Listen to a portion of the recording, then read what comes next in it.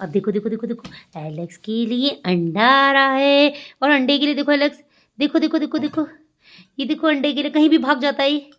अगर हम इसको किचन में ले जाएंगे तो किचन में भी भाग जाएगा।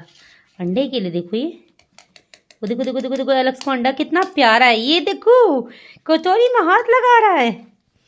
अंडा चाहिए एलू को अंडा चाहिए। ये खुशी हो गई एलू को, ये खुश हो गया एलू। अरे एलू कितना खुश हो गया अंडों के लिए। ये ओ माय गॉड खुशी।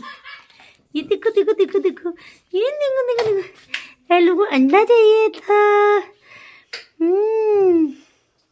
सिर्फ हमारा एक एलू ही अंडा खाता है।